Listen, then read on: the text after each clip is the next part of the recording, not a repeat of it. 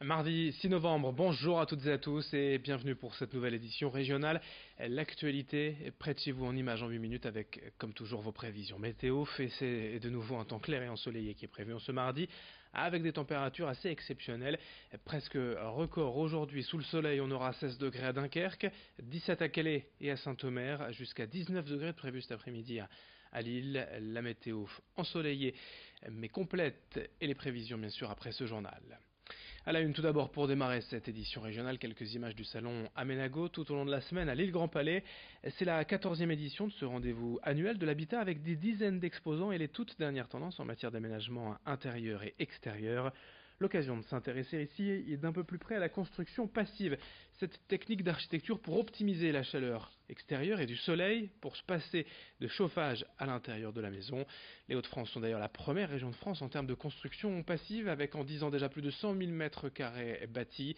Sur les stands on peut donc avoir des conseils d'experts mais aussi des témoignages de propriétaires de maisons passives pour répondre à l'une des questions et l'un des a priori principaux des intéressés. Le prix, cela coûte-t-il plus cher? Élément de réponse au micro de Vincent Vieillard. Quand on veut construire passif, il faut rencontrer un concepteur de maisons passives. C'est un métier, soit un architecte qui est diplômé, soit un bureau d'études. On vient avec son budget, on vient avec ses envies.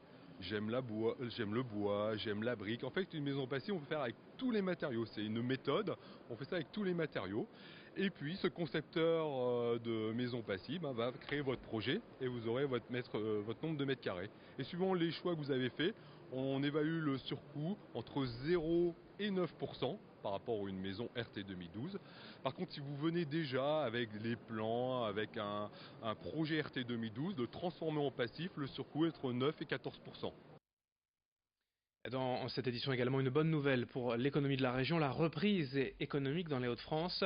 Plusieurs territoires la ressentent clairement depuis plusieurs mois. Illustration dans l'Audomarois et le Pays de l'Imbre notamment, où les indicateurs sont au beau fixe, les entreprises ont le moral.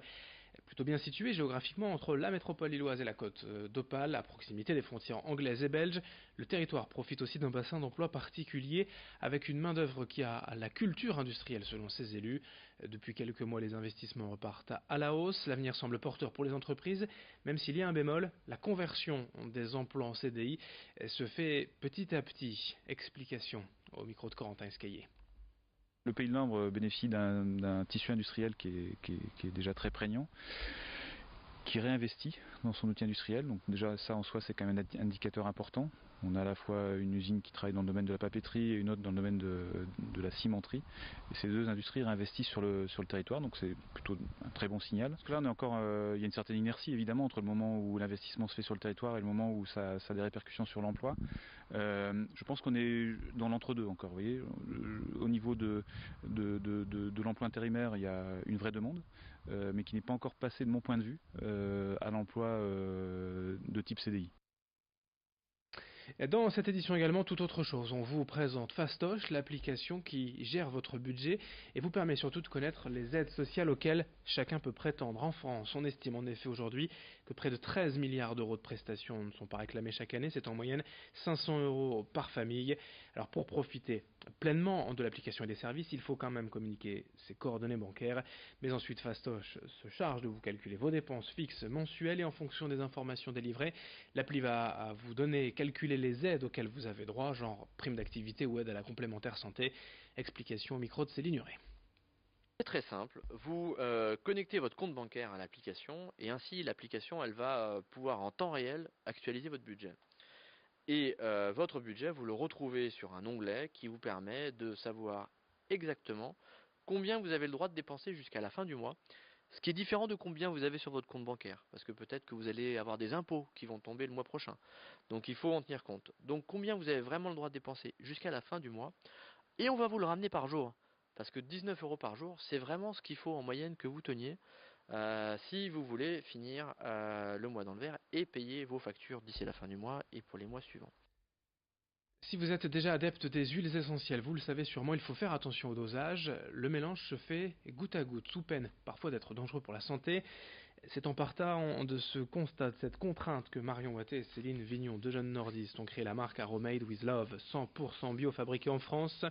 Pour simplifier l'utilisation des huiles essentielles, elles ont créé les mélanges en laboratoire, et puis ils vendent leur création dans des dispositifs de flacons à billes, des roll-on. Il suffit alors de l'appliquer par exemple sur le poignet avant de l'inhaler.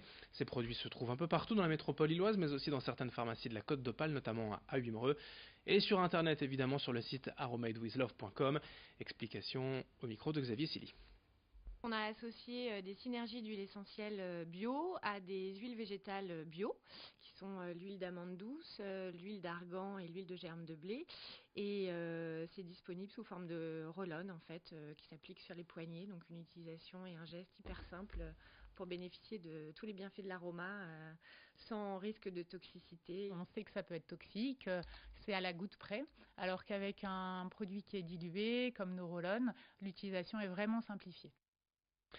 Et puis pour finir ce journal, allons dans les jardins du Louvre-Lens découvrir une nouvelle œuvre d'art, une sculpture signée Françoise Petrovitch, créatrice de cette œuvre baptisée Tenir, l'aboutissement d'un long projet débuté il y a 9 ans, avec à l'origine un collectif d'habitants de Liévin, mais aussi diverses associations comme la Ligue des droits de l'homme ou ATD Carmonde.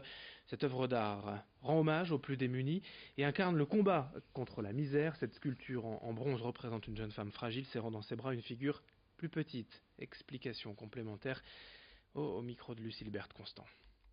Je voulais qu'il y ait le sens de tenir, c'est-à-dire tenir la tête hors de l'eau, soutenir aussi, c'est-à-dire être en action. C'était aussi c'est un verbe d'action, donc il y avait cette idée de resserrer, de sortir de la misère, quoi, le refus de la misère. J'ai choisi le bronze parce que c'est une matière pérenne, il y avait l'idée de quelque chose de noble, donc je trouvais que c'était une cause noble, donc c'était bien qu'il y ait un matériau noble. C'était important qu'il soit pérenne, et puis il y avait la patine noire de la sculpture, donc il y a aussi ce lien à la mine, comme on est ici, je trouve que c'était juste d'avoir ce noir. Ainsi se termine ce journal régional. Merci de votre fidélité. Très belle journée à toutes et à tous. Dans moins de 8 minutes, dès le prochain quart d'heure, un nouveau point sur l'actualité. À tout à l'heure.